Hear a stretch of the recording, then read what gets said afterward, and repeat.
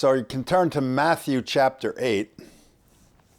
Last week we saw Jesus Christ being accused by friends and relatives of being out of his mind. They thought he was beside himself. We also saw previously when he had been in Nazareth, where he grew up, that his neighbors, the people he knew or knew him his whole life, pretty much, when he taught at the synagogue, they physically threw him out of the synagogue and tried to kill him, throw him off a cliff. Then we read how the Pharisees accused him of having a devil spirit. You know, they said he cast out spirits by Beelzebub, which is the chief devil. So he went through all this, and then when he left, he took a boat, and he and his disciples went to the eastern shore of the Lake of Galilee, and that's where we're going to pick it up. So Matthew chapter 8 and verse 28. It says, "And when he was come to the other side into the country of the Gergesenes, there met him two possessed with devils, coming out of the tombs, exceeding fierce, so that no man might pass that way." Wow. So these guys were possessed with devils, and they were exceeding fierce or perilous, life-threatening. That's how mean, nasty these guys were. Now we're going to go to Mark and Luke. So if you want to hold your place in Matthew, we're going to go to Mark chapter 5.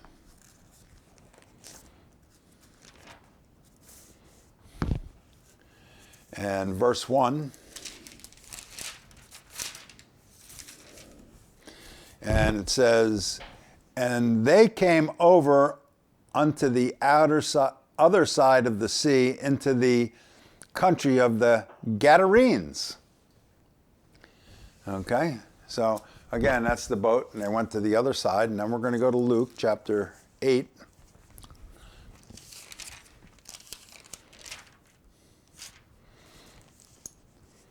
And it says in verse 26, "And they arrived at the country of the Gadarenes, which is over against Galilee." If you looked at a map, actually Galilee is on the western side, northwestern part of the Sea of Galilee, and it comes across, and then that land would have been the border where they met at the top of the Sea of Galilee. The identity, now it said in Matthew, the Gergesenes, right? And then it said the Gadarenes. And Walter Cummins had a note in his book on the acceptable year of the Lord, and he said the identity of the location is not enhanced by the critical Greek texts and manuscripts. You know, critical Greek texts are, right? The difference between a critical Greek text and a manuscript is critical Greek text is something that a scholar would take a bunch of manuscripts and then give what he believes to be the most accurate rendering.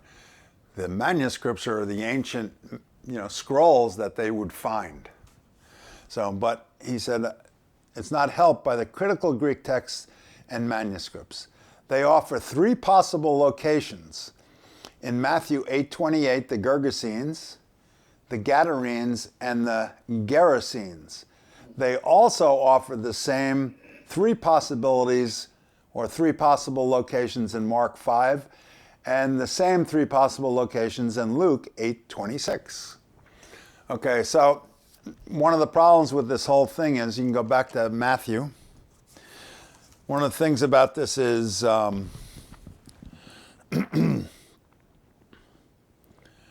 Gergesenes, there's no ruins. There's nothing left where they believed the city was supposed to be. But it was right on or close to the shoreline of the eastern Galilean Sea. Then the Gadarenes was further south. It's about 5 miles from the coast. And then the other one, the Gerasenes, was a city also, but it's about 30 miles removed, and that doesn't seem to be a very good choice. So it was either Gergesa or Gadara. That would be the names of the cities. So we go back to Matthew 8. I just wanted to let you know that, because there's a difference in the different Gospels. But the manuscripts in the Greek text don't help us at all. So it's one of those. It's either Gergesa, or whatever it is, and Gadara. So, verse 29, and behold, these two exceeding fierce men cried, saying, what have we to do with thee, Jesus, thou Son of God? Art thou come hither to torment us before the time? Wow, they cried out. We need to deal with them too. Yeah, now, it wasn't the men that cried out, it was the devil spirits controlling their voices. And there was a good way off from them an herd of many swine feeding. So the devils besought him, saying, if thou cast us out, suffer us to go away into the herd of swine. And he said unto them, go. And when they were come out, they went into the herd of swine, and behold, the whole herd of swine ran violently down a steep place into the sea, and perished in the waters.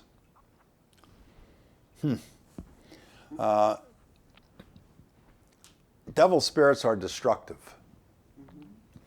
And when they came out of the men, they like a warm body to reside in. So they went into the pigs, and what did they do? They destroyed the pigs, because they're destructive.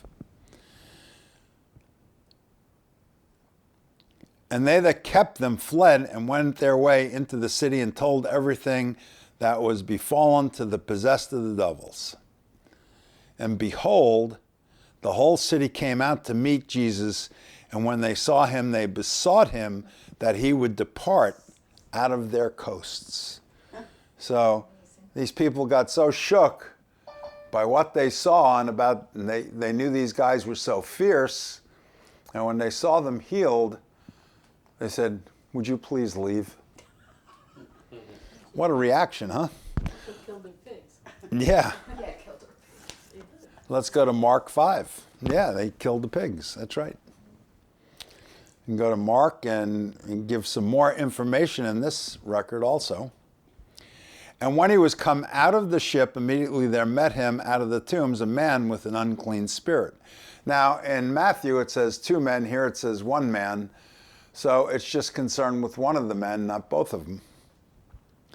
Who had his dwelling among the tombs, and no man could bind him, no, not with chains, because he had been often bound with fetters and chains, and the chains had been plucked asunder by him, and the fetters broken in pieces, neither could any man tame him. So one of the things we learn about devil spirits is they can give people superhuman strength.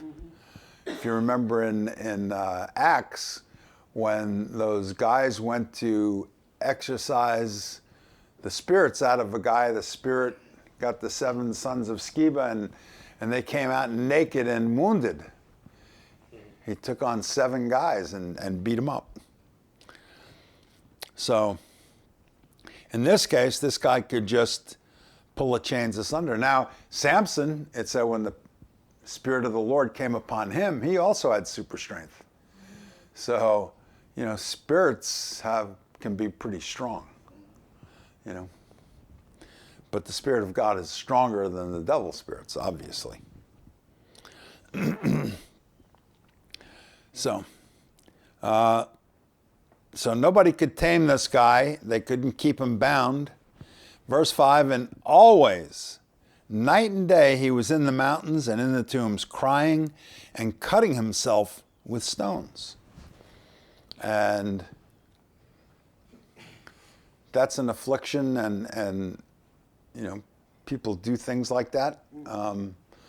I've heard of young kids doing it where they cut themselves, and they say it's like Releasing. Yeah, it gives them pleasure. To the normal person, it gives pain. but to somebody with a devil spirit, it gives pleasure. But when he saw Jesus afar off, he ran and worshipped him, and cried with a loud voice and said, "What have I to do with thee, Jesus, thou Son of the Most High God? I adjure thee by God that thou torment me not."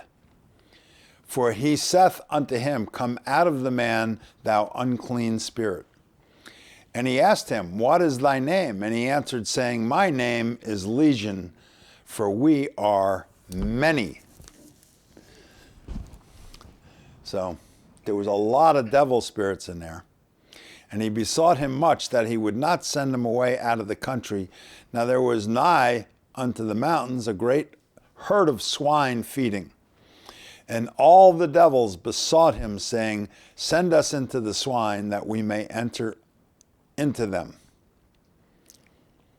And Jesus forthwith gave them leave, and the unclean spirits went out and entered into the swine, and the herd ran violently down a steep place into the sea, and there were about 2,000 and were choked in the sea. So that's what happened there. And then let's go to Luke chapter 8.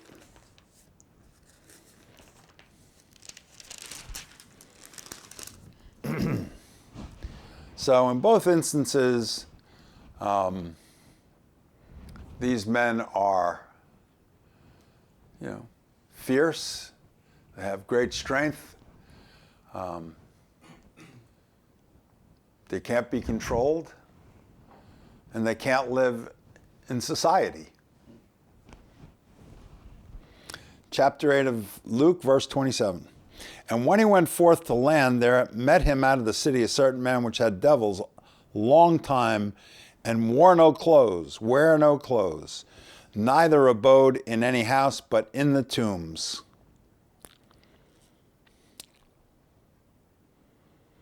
When people are insane or they're possessed, they can exist in some pretty horrible conditions for a long period of time.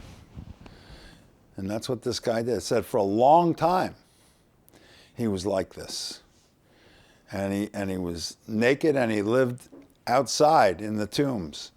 And when he saw Jesus, verse 28, he cried out and fell down before him with a loud voice, said, "What have I to do with thee, Jesus, thou Son of God Most High? I beseech thee, torment me not." For he had commanded the unclean spirit to come out of the man. For oft times it had caught him, and he was kept bound with chains and fetters, and he brake the bands and was driven of the devil into the wilderness. And Jesus asked him, saying, "What is thy name?" And he said, "Legion," because many devils were entered into him. And they besought him that he would not command them to go out into the deep, or the abyss.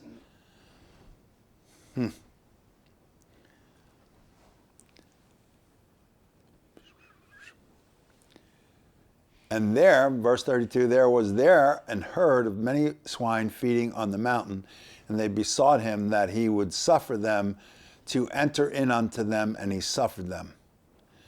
Then went the devils out of the man and entered into the swine, and the herd ran violently down a steep place into the lake and were choked. So, a couple of things here. The Greek word for devils is the plural in verse 27, daimonion. In 29, it's daemon, and in 30, it's again the plural, devils, daimonion. The Greek word for the devil, referring to the prince of devils, is not used in this record, but it's worth noting, and it's used in Matthew, and it's translated Satan there. The two words translated devil, daemon and daimonion, are singular and plural. This man had many devils in him. And he said, when Jesus Christ spoke, he spoke to the head devil in the man, and he said, "We are legion because we are many." I don't know if the word legion is the same as when it speaks of the Roman legions, or when Jesus Christ said there are 6 legions. I didn't look it up. But a legion in the Roman Empire was, I think, 6,000 soldiers. So whatever it was a lot of devil spirits. But you know, when people can have one or two devil spirits and survive in society and function. Yeah. But when you have a lot of devil spirits, you can't function. Right. You can't exist. You can't, you're just a total wreck. And you're dangerous. So that's the way it was with these guys. You can't think your own thoughts. You can't what? You don't have your own thoughts. No, you don't have your own thoughts. You're totally controlled. These guys were totally incapacitated, and they lived like wild animals. Sometimes we see people today, you see some of the homeless people, and that's what they're like. They live like animals. In the streets of the And then when they interview them, they say, well, we like this. How could you like that? They don't want it. In verse 29, the singular daemon is used, and Jesus Christ spoke to this particular spirit because he was the head of the group, the commander, the guy in charge of the group. In a footnote in the Acceptable Year of the Lord, Walter says the Greek word daimon is used of ruling devil spirits working in chief places in the earth. And then he references Revelation 16:14 and Revelation 18:12. I'm just going to read you one of those, I think. You don't have to go there.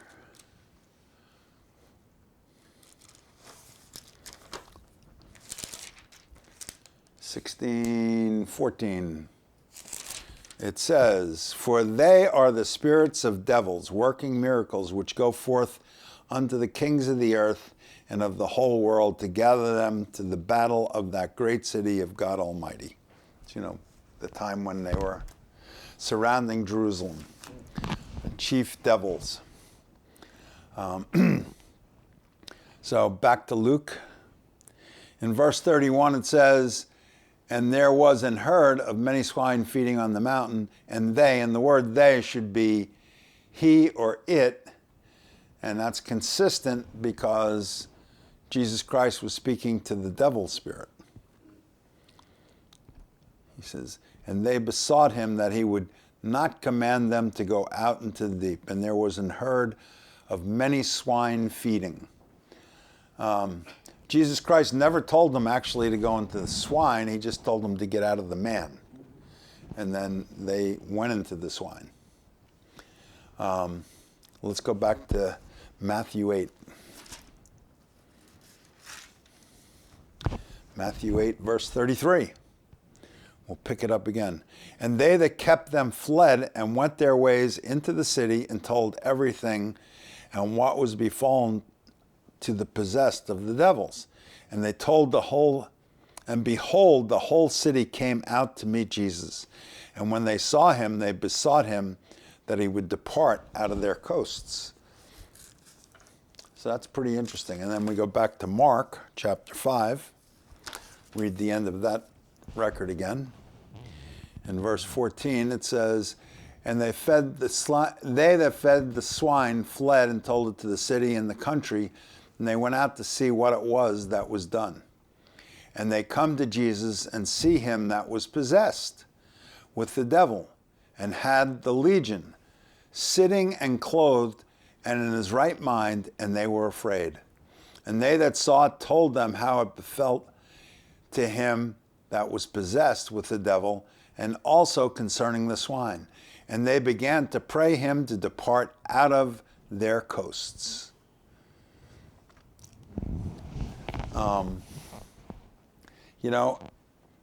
It's kind of interesting. It says they were afraid. That caused fear in the people. Jesus Christ did a great thing. He healed this guy, and the people were afraid. Why would they be afraid? It's kind of strange. Luke says basically the same thing.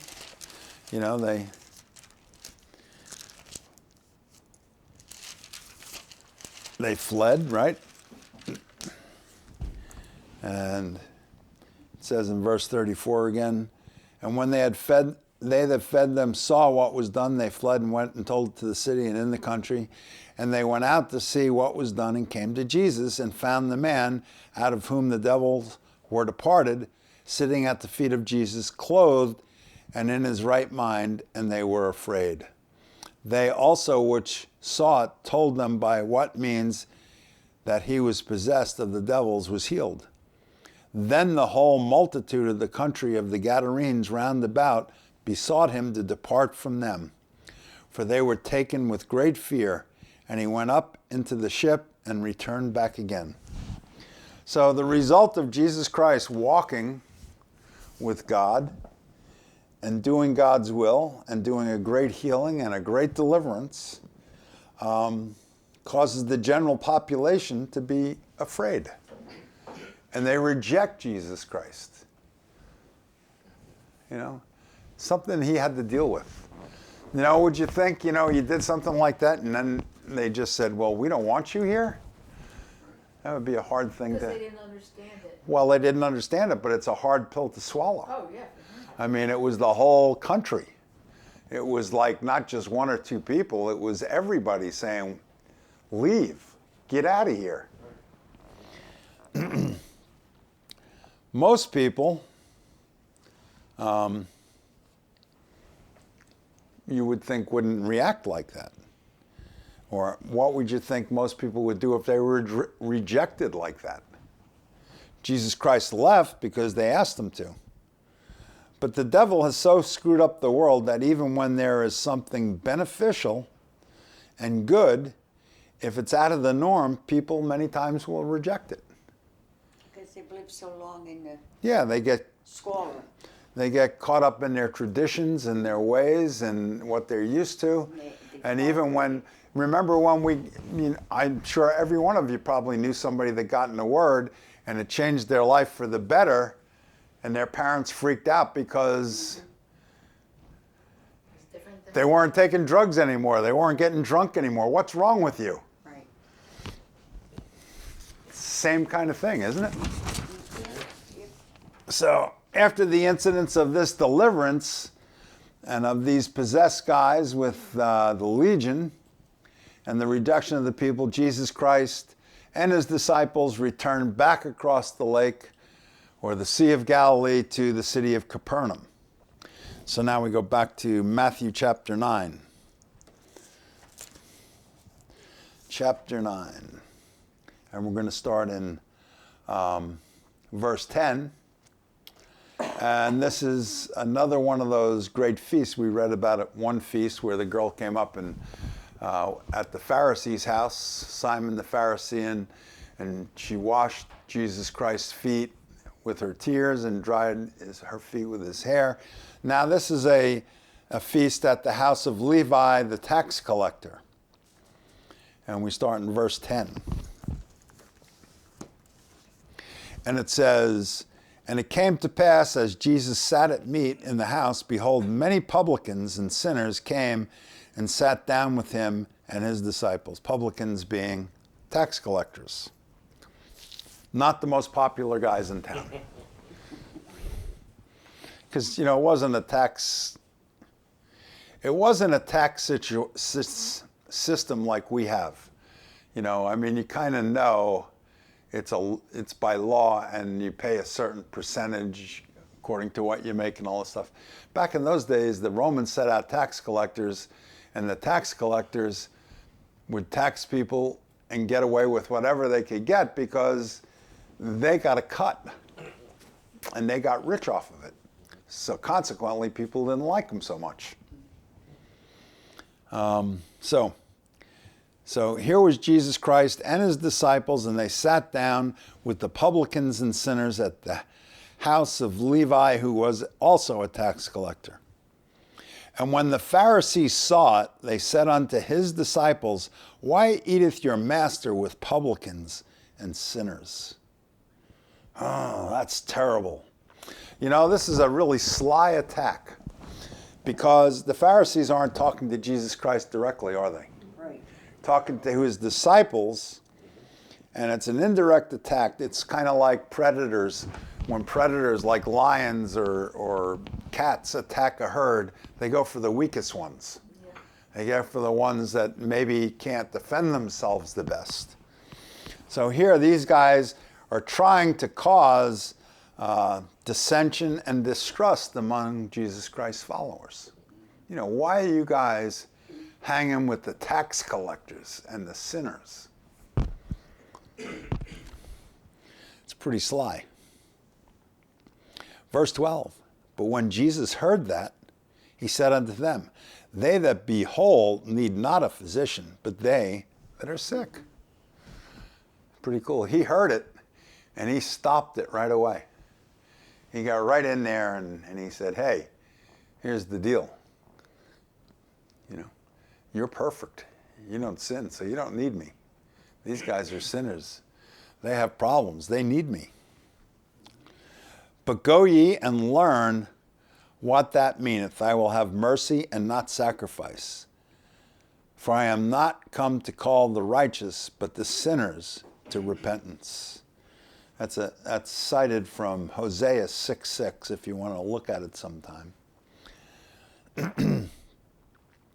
Then came to him the disciples of John, saying, why do we and the Pharisees fast oft, but thy disciples fast not? Again, you know, it's like causing questions. I mean, it's a question. So Jesus Christ, he says unto them, can the children of the bride chamber mourn as long as the bridegroom is with them? But the days will come when the bridegroom shall be taken from them, and then they shall fast.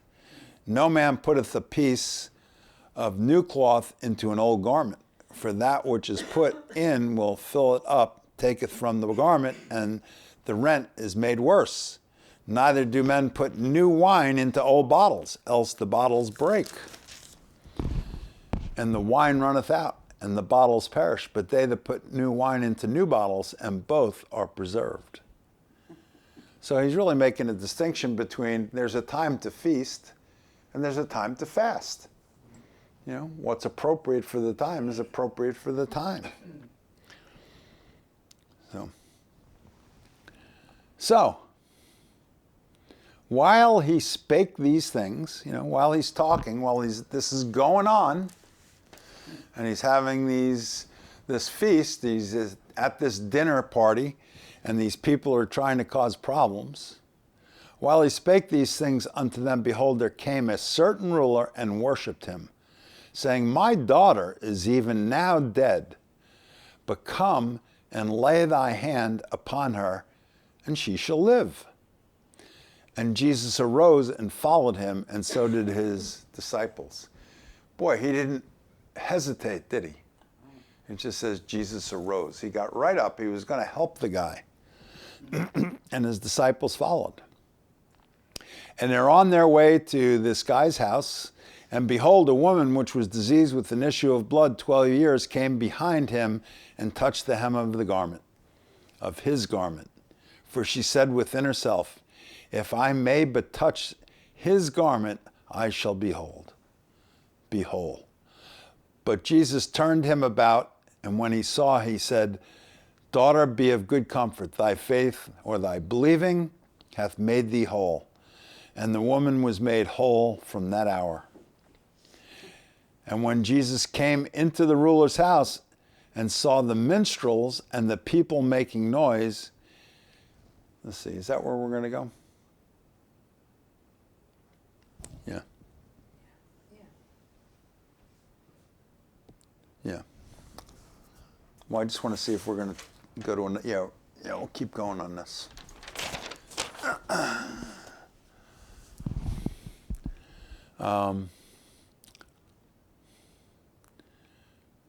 Okay, 22. But Jesus turned him about, and when he saw, he said, daughter, be of good comfort. Thy faith hath made thee whole. And the woman was made whole from the same hour. And when Jesus came into the ruler's house, he saw minstrels and people making a noise. And he said unto them, give place, for the maid is not dead, but sleepeth. And they laughed him to scorn. And when the people were put forth, he went in and took her by the hand, and the maid arose, and the fame thereof went abroad unto all the land. Okay, so that's good. Now let's go to Mark chapter 5 and verse 22. And behold, there cometh one. So, verse 21 says, Jesus passed over again by ship unto the other side. And so it doesn't tell you about the feast where he's there and the Pharisees, but it just goes right into the record of the man and his daughter. And says, and behold, there cometh one of the rulers of the synagogue, Jairus by name. And when he saw him, he fell at his feet and besought him greatly, saying, my little daughter lieth at the point of death. So in Matthew it says she's dead. Here it says she lieth at the point of death. I pray thee, come and lay thy hands on her, that she may be healed, and she shall live. And Jesus went with him, and much people followed him and thronged him.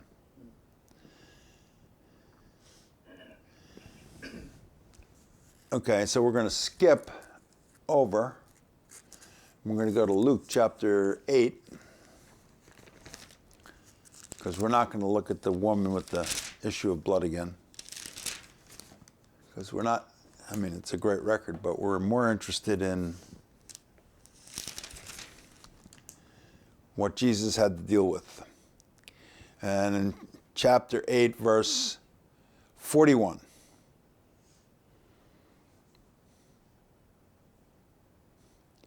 And behold, there came a man named Jairus, and he was a ruler of the synagogue, and he fell down at Jesus' feet and besought him that he would come unto his house, for he had only one daughter. He had one only daughter, about 12 years of age, and lay a-dying. But as he went, the people thronged him. So here it says she lay a-dying. At Mark, it said she was at the point of death. In Matthew, it said she's dead. There is a discrepancy between Matthew and Mark and Luke. In Matthew, it says she was dead. Mark says she is at the point of death. And Luke, she lie a-dying. There are some differences between Luke and the Gospels of Mark and Matthew and the Gospels of Mark and Luke.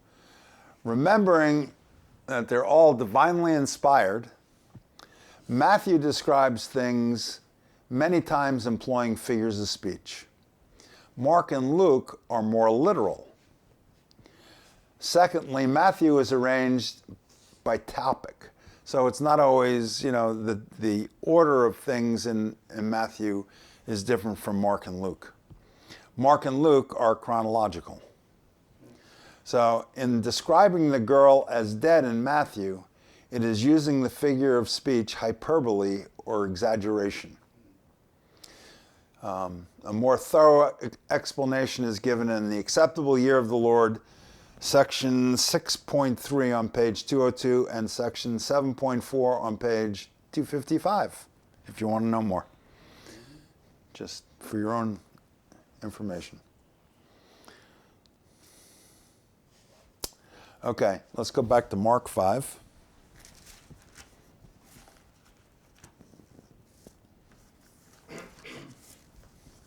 In verse 35, it says, and while he yet spake, this is after the woman with the issue of blood, while he yet spake, there came from the ruler of the synagogue's house certain which said, thy daughter is dead, why troublest thou the master any further? As soon as Jesus heard the word that was spoken, he said unto the ruler of the synagogue, be not afraid, only believe. So, he's going back with this guy. He besought him, right? And then these other people come from the house and they say, never mind, she's already dead. So apparently in Matthew, again, it's figurative. She wasn't really dead. Maybe she was in a coma. Whatever. But it says she is dead. So But here, Jesus Christ, as soon as Jesus heard the word, as soon as they said, she is dead, he saith unto the ruler of the synagogue, be not afraid, only believe. And he suffered no man to follow him, save Peter, James, and John, the brother of James. And he cometh to the house of the ruler of the synagogue, and seeth the tumult, and them that wept and wailed greatly. In Matthew it said there were musicians or minstrels, so there was music. You know, in the East, you ever see a movie about when somebody dies in the East and all these women are screaming and yelling? Mm-hmm. That's what they do in the Middle East. You know, and when somebody dies in a community, they have professional wailers. Mm-hmm. Not guys that hunt whales, but people that wail and cry and mourn and scream and show great grief. There's people who actually do that for a living, I guess. They do that in New Orleans. Yeah, they do it in New Orleans too, yep. So here's all these people. There's a great tumult. You know, that means there's chaos. There's noise, there's chaos, there's people crying and screaming. You know, there's all kinds of stuff going on. And it says, and they wept and wailed greatly.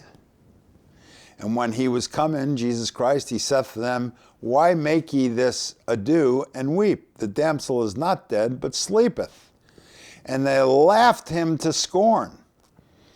But when he had put them all out, he taketh the father and the mother of the damsel and them that were with him, and entereth in where the damsel was laying. And he took the damsel by the hand and said unto her, Talitha cumi, which is being interpreted, damsel, I say unto thee, arise. And straightway the damsel arose and walked, for she was of the age of 12 years, and they were astonished with great astonishment. And he charged them straitly that no man should know it, and commanded that something should be given to her to eat. So, as soon as Jesus Christ heard it, he said, doesn't matter.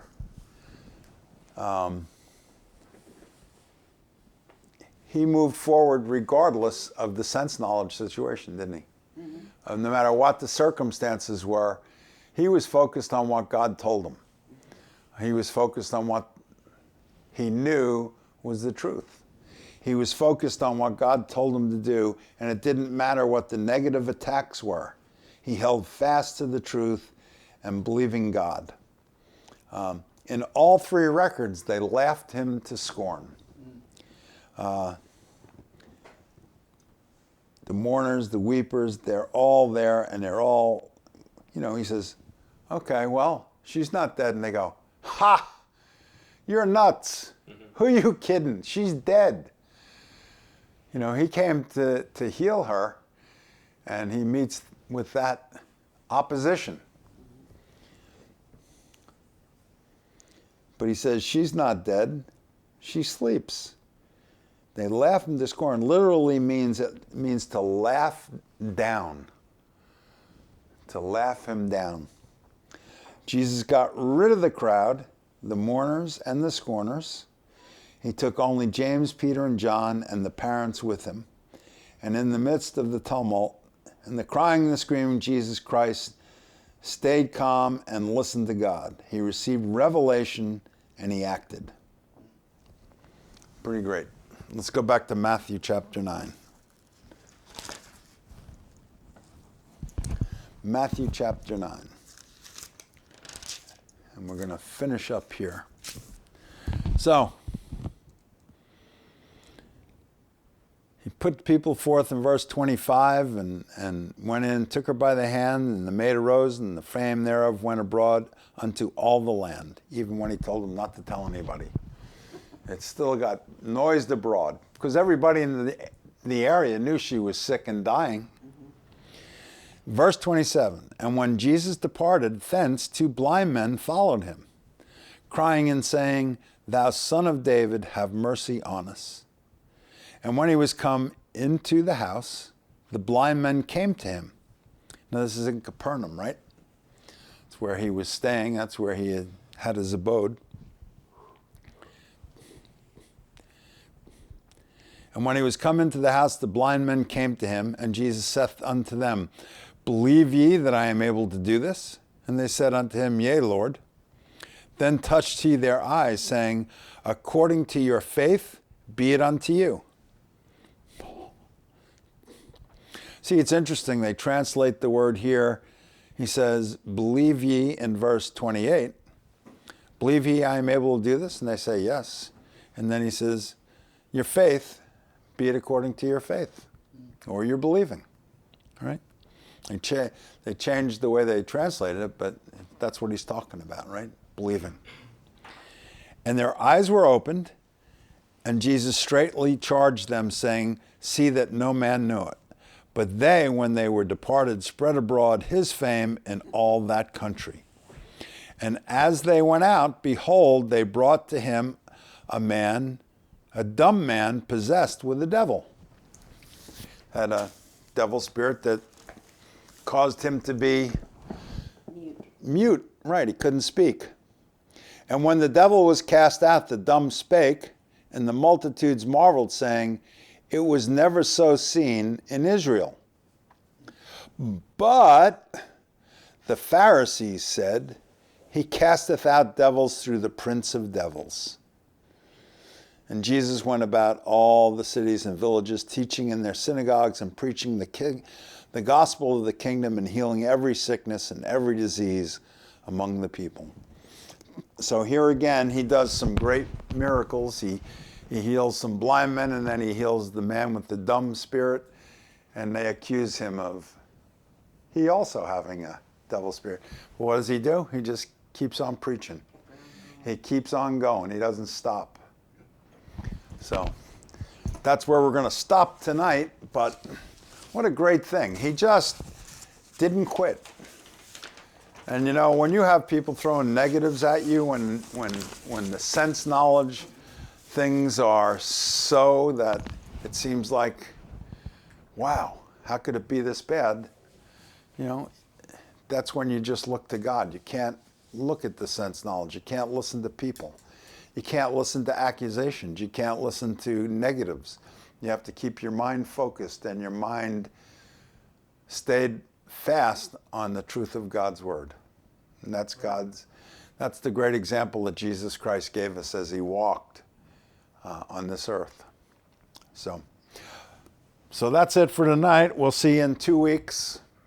So Father God, I thank you for blessing us so much, for taking care of us, for what a great example you gave us, and we're so blessed that you had it written down so that we could see how steadfast he was in believing you, and how regardless of the negative things he had to deal with and the crazy people all around him and the doubters and the people that tried to get him to doubt, that he just stayed fast on your word, and that we have Christ in us, the hope of glory, and we can do the same thing.